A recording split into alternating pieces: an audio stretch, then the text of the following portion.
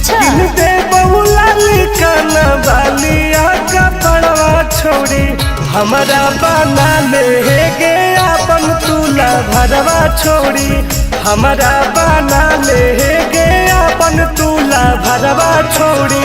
मीठी मीठी बात को के में तू पटाई छोड़ नागे मीठी मीठी बात को के में तू पटाई छोड़ भर जोई तू माना तो दे में तू हटाई छोड़ा भर जोई तू माना तो दे में तू हटाई छोड़ा।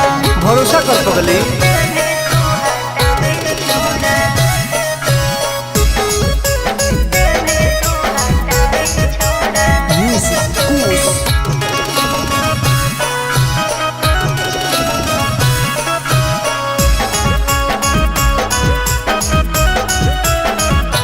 सुनो सजिया का सुख घोले अभी नहीं पाऊंगी मैं तुमसे कुमार बिना चीज न सवाऊंगी मैं। ऐसे क्यों बोलती हो? पागल समझते हो क्या? कुछ मिजाज करोगी रानी राज करोगी अच्छा जौवन होगा ससुराल जो आज करोगी। क्या बोले तू?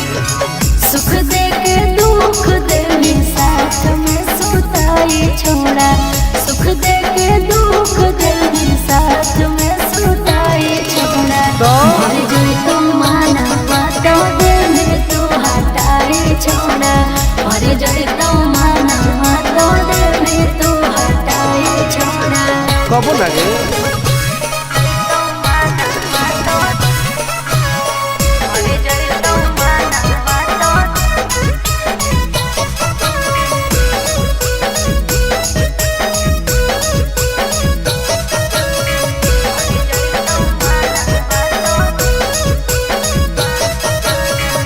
आनंद प्रकाश टुनटुन करो बरदास योगे जानते हुए जैसे होते हैं लड़के सभी।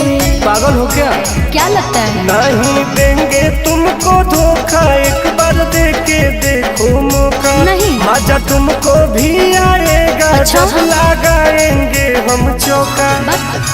हमारा भी पहले प्यार के खटाई छोड़ा हमारा भी पहले प्यार के खटाई छोड़ा भर जोई तो माना तो दिल में तू हटाई छोड़ा भर जोई तो माना तो दिल में तू हटाई छोड़ा। नो बेबी।